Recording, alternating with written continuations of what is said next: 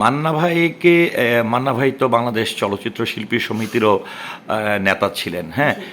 একজন অভিনেতা এবং একজন নেতা, দুই দিক থেকে আসলে ওনাকে কাছ থেকে তো নিশ্চয়ই আপনি দেখেছেন।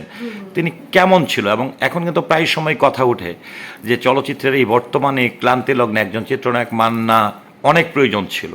হ্যাঁ, অবশ্যই এটা আমরাও অনেক মান্না ভাইকে মিস করি।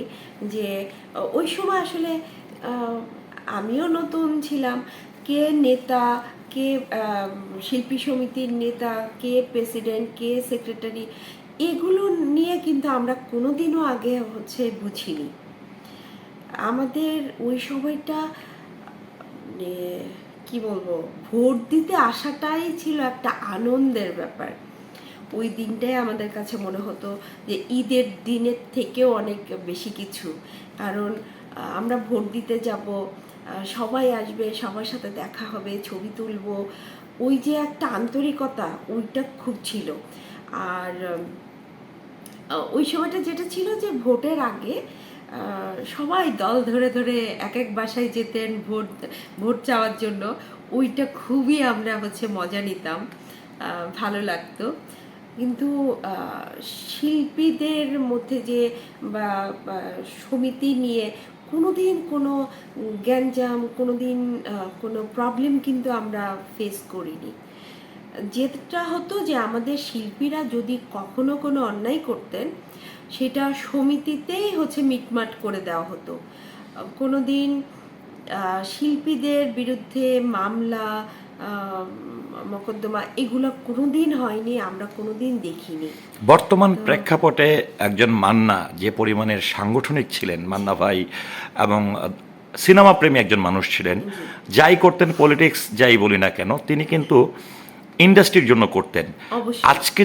আজকে এই যে চলচ্চিত্রের শিল্পী সমিতির যে ক্লান্তি লগ্ন বা যে অবস্থাটি বিরাজ করছে, এই সময় আসলে একজন মান্না ভাইয়ের শূন্যতা আপনি কতটা ফিল করছেন? অসম্ভব। আমি চিন্তা করি যে এই সময় শুধু একজন মান্না ভাই থাকলে আমাদের ইন্ডাস্ট্রি বা আমাদের শিল্পী সমিতির এই অবস্থা হতো না। আমাদের ইন্ডাস্ট্রি অনেক উপকার হতো মান্না ভাইয়ের জন্য। কারণ ওই সময় দেখেছি যে আমরা কিন্তু মান্না ভাইয়ের সাথে বাইরের মানে ছবিগুলো যাতে না আসে, সেই জন্য আমরা আন্দোলন করেছি, প্রচুর আন্দোলন করেছি। আমাদের ইন্ডাস্ট্রির ক্ষতি হবে এরকম কোনো কিছুই কখনো মান্না ভাই চিন্তা করতেন না। যে যে কোনো একটা কাজ, এটা আমাদের ইন্ডাস্ট্রির জন্য ক্ষতি, সাথে সাথেই মান্না ভাই ওটা নিয়ে আন্দোলন করতেন।